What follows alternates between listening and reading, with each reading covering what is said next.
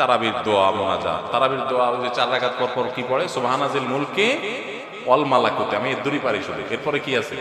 তারাবির নামাজে কি সুন্নত না নফল নাকি ওয়াজিব? সূরা তারাবি পড়া বেশি উত্তম নাকি খতম তারাবি পড়া উত্তম? তারাবির দোয়া মোনাজাত, তারাবির দোয়া ওই যে 4 রাকাত পর পর কি পড়ে, সুবহানাজিল মুলকে ওয়াল মালাকুতে, আমি এর দূরই পারি শুধু। এরপরে কি আছে? আচ্ছা কি জানি আছে। তো এগুলো আসলে কোনো কোরআন হাদিসে নাই, যেহেতু কোরআন হাদিসে নাই সেজন্য আমি পাই নাই। কোরআন হাদিসে থাকলে তো পাইতাম। বুঝতে পারছি কথা? আমরা এক সময় দেখছি যে ইয়াং পোলাপান তারাবি পড়তে যায় না। কিরে বাবা তারাবি পড়তে যাস না কেন? বলে হুজুর এখন তারাবির দোয়া মুখস্থ হয়নি। বুঝতে পারছেন? তো তারাবির নামাজের জন্য 4 রাকাত পর পর দোয়া পড়া, এটা তারাবির সাথে এর কোনো সম্পর্ক নাই, দোয়া পড়ার কোনো প্রয়োজন নাই। 4 রাকাত পর একটু অবসর দেয় ইমাম সাহেব, এটা রেস্ট। আপনি এটা একটু পানি খাবেন, দরকার একটু হাত পা এদিক সেদিক করবেন, একটু রেস্ট করবেন, একটু শরীরটা এলায়া বসবেন, দরকার একটু পেশাব ওযু করে চলে আসবেন। এটা হলো রেস্টের সময়। তারাবি মানে হলো আরাম করে করে পড়া, 4 রাকাত পর রেস্ট দেওয়া।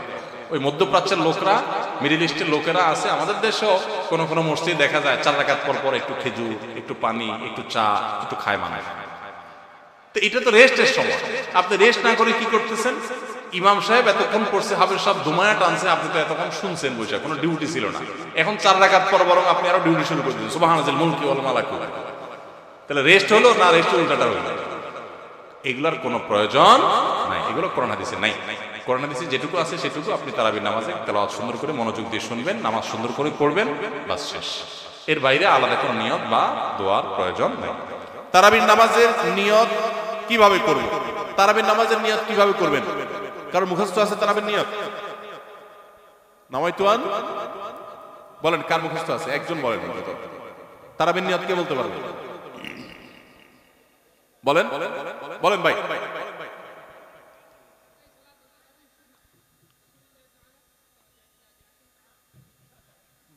মাশাআল্লাহ মাশাআল্লাহ, এবারে পুরস্কার দেওয়া উচিত। বসেন, আপনি কষ্ট করে মুখস্থ করছেন। তুমি বগুড়া 17 লোক ভাই, কালো কালো। আচ্ছা ভাই, তারাবির নামাজ বা যে কোনো নামাজের নিয়ত জরুরি। নিয়ত ছাড়া কোনো আমল হবে না। কিন্তু নিয়তটা হলো মনের ইচ্ছার নাম। নিয়তটা কিসের নাম? আমি ভাইকে দিয়ে নিয়তটা কেন শুনছি সেটা আপনারা জানেন?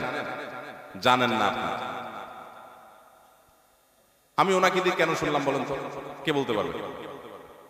কে বলতে পারবে? আমি ওনার দিয়ে এই জন্য শুনছি যে ওটা আমার জানা ছিল না। এটা হলো সত্য কথা। ওইটা আমি নিজেও জানি না। নামাইতুয়ান দিয়ে শুরু এটা জানি, কিন্তু বাকি শেষেরটা আমি জানি না। এই জন্য আমি চাইছি এটা শুনতে আর কি। আমি জানি না এই জন্য যে কোরআন হাদিসে কোথাও পাই না। এখন ভাইরা কেউ পাইলে তো ভিন্ন কথা, আমি কোথাও পাই না।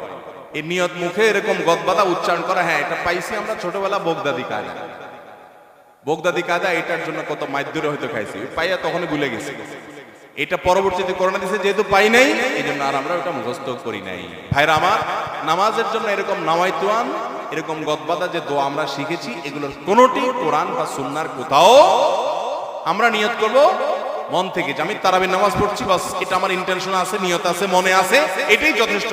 মুখে উচ্চারণ করা জরুরি না, এবং মুখে উচ্চারণ করা এটা সুন্নাহও না।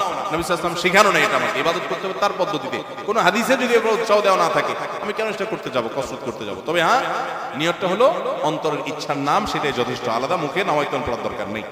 তারাবির নামাজে কি সুন্নাত না নফল নাকি ওয়াজিব? তারাবির নামাজ সুন্নাত। নবী করিম সাল্লাল্লাহু আলাইহি ওয়াসাল্লামের সুন্নাত, সাহাবায়ে কেরামের সুন্নাহ। অতএব সুন্নাতের নিয়ত করলে নামাজ হয়ে যাবে। নফল শব্দের অর্থ হলো ফরজ ওয়াজিবের বাইরে এক্সট্রা, অতিরিক্ত। নফল মানে অতিরিক্ত, সেই হিসাবে নফল নিয়ত করলে আদায় হয়ে যাবে। কিন্তু এটা সুন্নাহ নামাজ। তারাবির নামাজ কিসের নামাজ? সুন্নাহ নামাজ। সূরা তারাবি পড়া বেশি উত্তম নাকি খতম তারাবি পড়া উত্তম? অবশ্যই যদি আপনি কোরআনে কারিমের খতম পড়তে পারেন, সূরা তারাবির চাইতে সেটা উত্তম, এতে কোনো সন্দেহ নাই। সূরা তারাবিতে তো সামান্য ছোট ছোট আপনি কেরাত পড়বেন, আর খতম তারাবিতে বড় বড় কেরাত পড়বেন। তো কোরআন বেশি তেলাওয়াত করাটা তো অল্প তেলাওয়াত করার চাইতে বেশি উত্তম, সেটা তো বলাই বাহুল্য। এই জন্য অবশ্যই খতম তারাবি উত্তম। কিন্তু খতম তারাবি যদি তুফান মিল গতিতে হয়, 5G 6G গতিতে হয়, তাহলে সেই খতম তারাবি যদি হয়, যেই খতম তারাবিতে কি পড়েন, হাফেজ সাহেবের শুধু ইয়া আলামুন আর তালামুন ছাড়া কিছু না বুঝেন, তাহলে ওই রকম খতম তারাবি পড়ার চাইতে সূরা তারাবি পড়া উত্তম। কথা কি বুঝতে পারছেন? যদি হাফেজ সাহেব মাঝখানে কি পড়ে কিছুই বুঝেন না, শেষে শুধু আলমুনার টান দেখে বুঝতে পারলেন যে এখন রুকুতে যাবে, তাহলে এই তারাবি পড়া আর না পড়াতে কোনো পার্থক্য নাই। অনেক জায়গাতে এরকম তারাবি পড়ে, ওই যে সোশ্যাল মিডিয়াতে কিছু কিছু ভিডিও পাওয়া যায়, হ্যাঁ, দেশের বাইরে, যে এমন গতিতে তারাবি পড়ে যে আপনি 3 আয়াত পড়তে না পড়তে তারা 1 রাকাত শেষ। এগুলা তারাবির নামে তামাশা। শুধু খতম তারাবি কেন, অনেক সূরা তারাবি এরকম আছে যে পড়ে সূরা তারাবি, সেটা আবার এরকম 5G গতিতে পড়ে। তারাবির নামে যে কত তামাশা চলে। কয়দিন আগে দেখলাম ফেসবুকে একটা পোস্টার, যে ব্যবসায়ীদের জন্য বিশেষ তারাবির প্যাকেজ। কি প্যাকেজ? 7 দিনে খতমের প্যাকেজ, 5 দিনে খতমের প্যাকেজ, আর একটা 3 দিনে খতমের প্যাকেজ।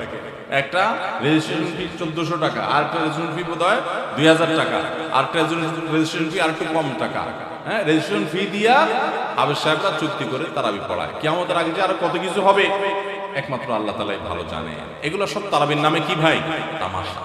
জায়েজ নাই ভাবে পড়া। রমজানে হারিয়ে যাওয়া এমন কিছু আমলের কথা বলুন যা অধিক ফজিলতপূর্ণ আমল, কিন্তু তা অনেকেই জানে না বা আমল করে না। 4টি আমলের কথা বলতে পারি।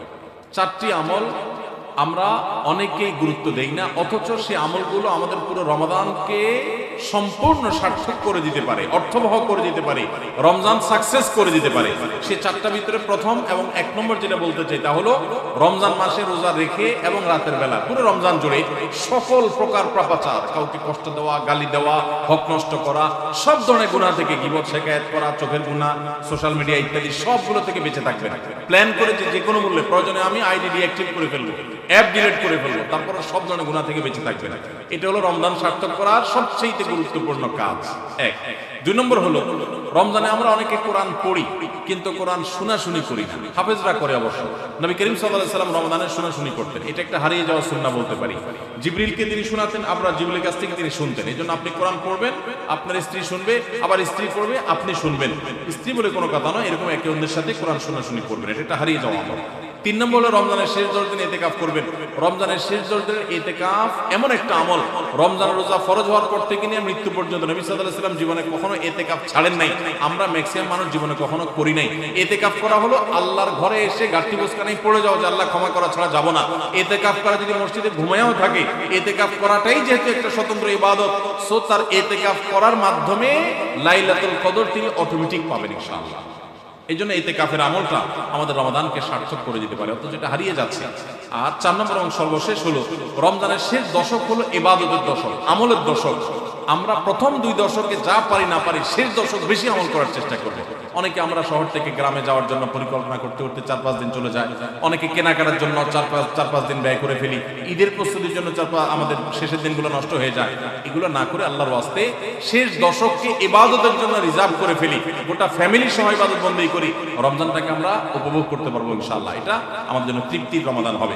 আল্লাহ আমাদেরকে তৌফিক দান করুন। তাহলে 4টি আমলের কথা বলেছি, সকল প্রকার গুনাহ থেকে বেঁচে থাকা, কোরআন শোনাশুনি করা, ইতিকাফ করা এবং রমজানের শেষ দশক বিশেষভাবে ইবাদতের পরে যত্নশীল হওয়া, শেষ দশকে সকল ব্যস্ততা কমায় দেওয়া। এই 4টি জিনিস আমাদের রমাদানকে সার্থক করতে পারে ইনশাআল্লাহ তাআলা।